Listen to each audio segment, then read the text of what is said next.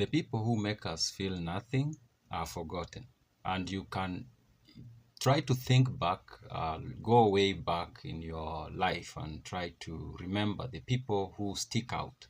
Often are people who made you feel a certain way. The people who didn't make you feel anything, you don't even remember them. These are the people you'll meet on the street and they will say hi and you look at them, you're like, I think I've seen you, but I don't remember you. And that's because they didn't leave any mark, an emotional mark in your life or in your memory.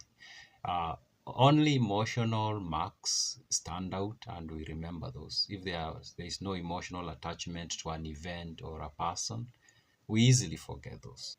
Now, here's the thing. The people who make us feel negative emotions are way better than the people who make us feel nothing.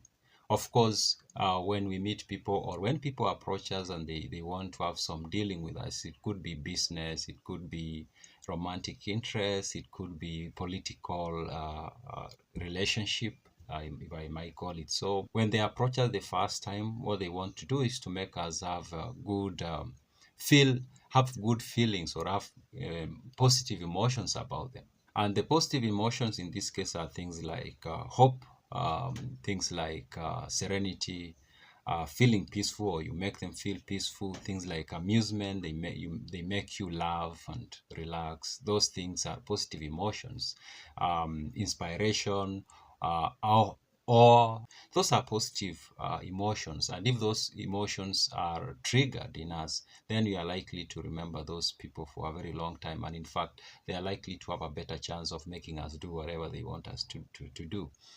But here's the thing about positive emotions. They are so difficult to be triggered. Not everybody can achieve it, at least not to everybody or to majority of people. They are so difficult. It's not easy to make people have hope. Very few people can do that. And even those who can do it, they can't do it to everyone. They can do it to particular type of people. It's very difficult to be funny, for example, to make people be amused. Very few people have the talent of making people laugh. So generally, positive emotions are very difficult to achieve or to make or to create in other people. Now, for most people, they try to generate or trigger those positive emotions on the people they meet. And when they fail, they just let it go and they move along.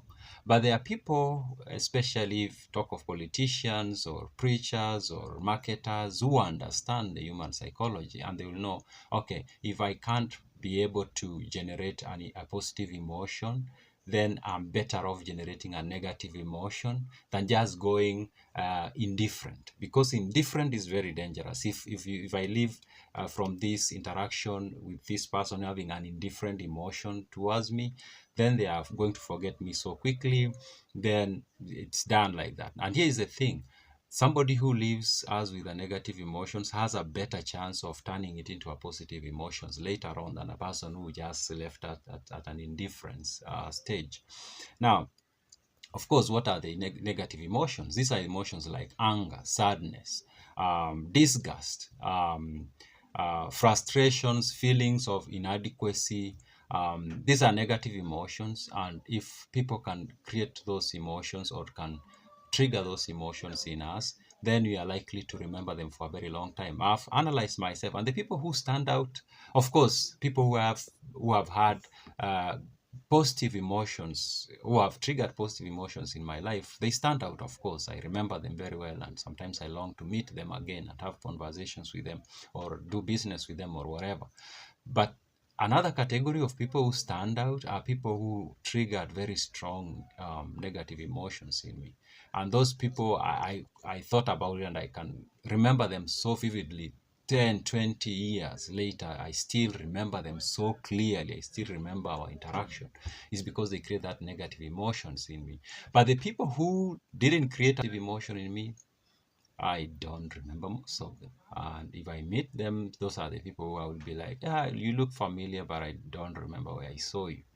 It's because we met and our interaction was just flat, emotionally speaking, and they never left that mark. Now, when you have this understanding, you are able to regulate how you relate with people, and you are able to be very careful and are able to understand that how people make you feel might influence how you act towards them and in fact towards other people. And how, for example, politicians make you feel, you might think you are feeling strong negative emotion towards them because, yeah, I'm so disgusted with them, or I hate them. But that's better for them than you being indifferent, than you not feeling. Because if you don't feel anything for a particular politician, you're going to forget them. You're not going to care about them, and that's it. But if they trigger very strong negative emotion in you, they are going to occupy your mind. They are going to stay there. And now here's the thing: down the road, maybe 1, 2, 3 years, if they trigger those strong negative emotions in you, it will be so easy for them to easily convert them into positive emotions, and you can be so easily persuaded by them to do or to vote for them, for example. But if you are indifferent to them, it will still be so hard for them to persuade you. So yeah, we need to be aware that the people we remember the most are people who live strong emotions. It does not matter whether it's positive or negative. And you also remember that trying to trigger positive emotions in people is way harder than trying to trigger negative emotions. And negative emotion still is better than no emotion left. Those are my random thoughts.